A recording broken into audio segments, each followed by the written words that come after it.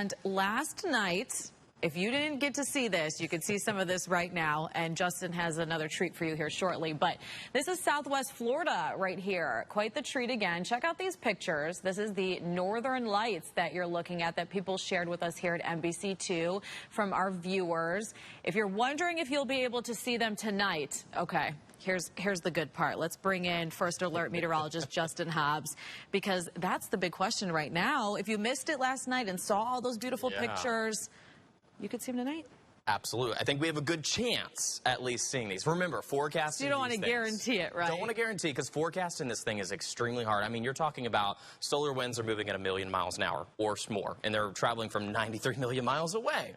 It's very hard to forecast these things. They are tough to see. I told you when I was living in Michigan, I would drive like every night to see them because I was like, I need to see these northern lights. And it took a while, but a lot of people get really emotional watching them too. It is an emotional experience. I watched them in Iceland. So let's talk about our opportunity tonight. First, I want to talk about the geomagnetic storm scale. We base these storms kind of like a hurricane or a tornado. They have a scale, the G scale. G1 being weak, like a weak hurricane, whereas a G5 would be the strongest.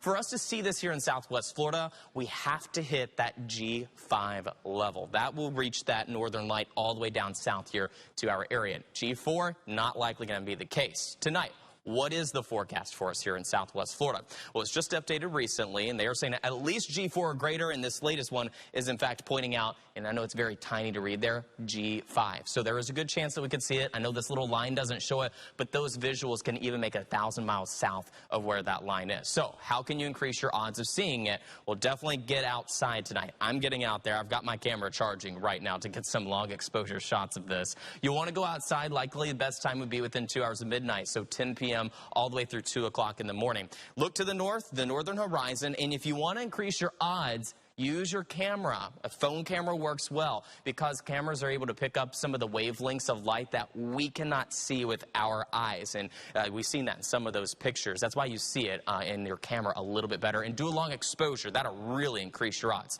What about the weather? Is the weather going to play out for this? Absolutely. It's looking great out there. We've only got a few little clouds out here, fair weather cumulus clouds. This little line right here, that's the cold front that's been moving through. Sparked a few little light showers earlier today. It's starting to push just south of Fort Myers. We'll continue to clear out of here by the time we get into tonight.